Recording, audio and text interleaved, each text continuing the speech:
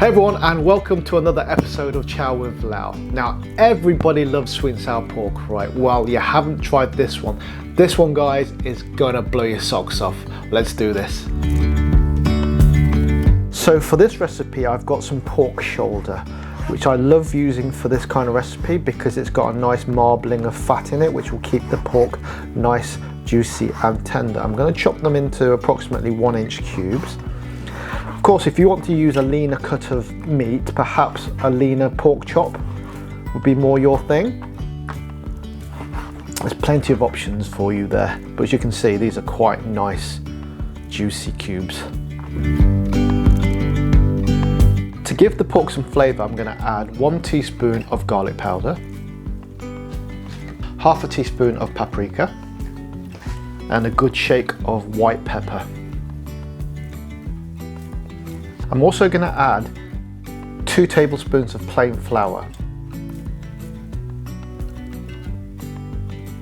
And now to massage it all in.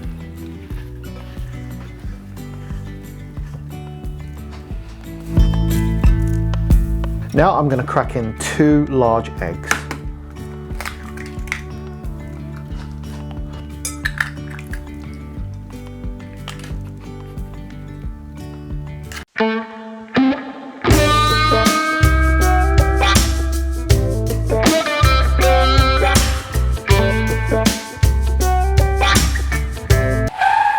Time for the fun bit.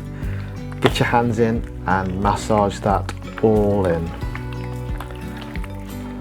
Nice bit of ASMR for you.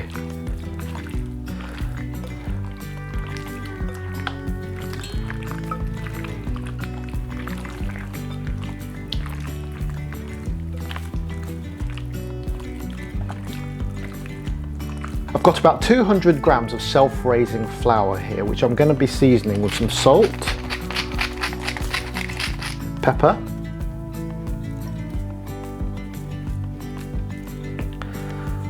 about a teaspoon of garlic powder, and about a teaspoon of paprika.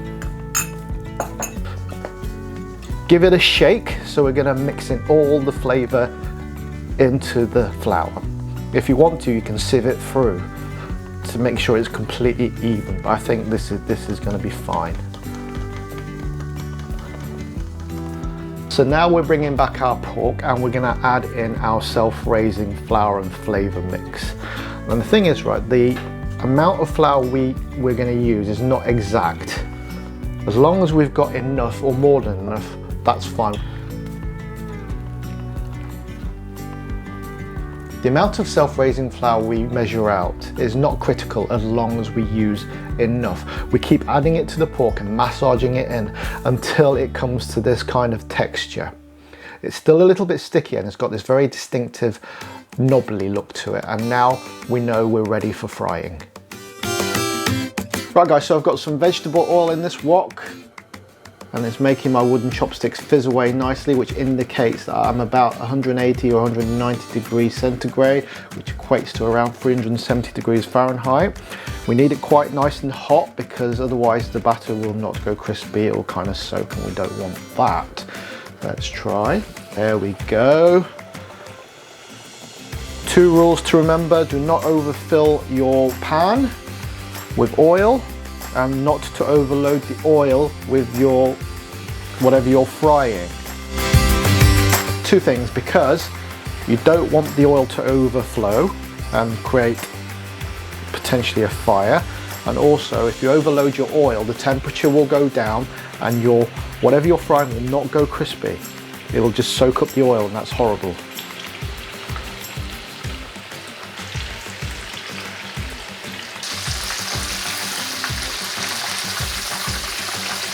After 9 or 10 minutes, when they reach this kind of deep golden brown, that's when they'll be done. So we're going to scoop them out.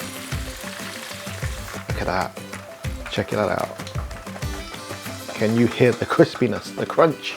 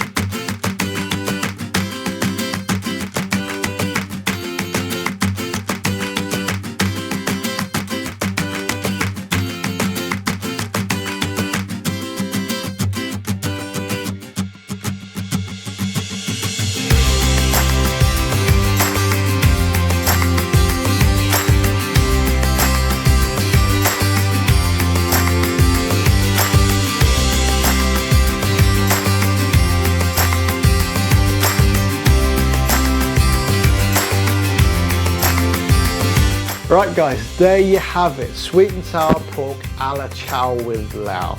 This is truly stupendous. Sweet and sour pork has gone out of fashion recently. When you go to restaurants and takeaways, not that many people are ordering them. But if you do it like this, I swear you're gonna bring your love back for it, because you can taste all those little flavors that we put in, the garlic powder, the paprika, all those little notes are just so nice and contrast so well against the sweet and sour sauce. And you've got the freshness from the veg, and you can use whatever veg that you want or whatever veg is in your fridge. It's one of those recipes that you can just fine tune it to whatever you want it to be, and it's still as good as ever. So thank you so much for watching guys. I hope to see you in the next one. Take care. Bye bye.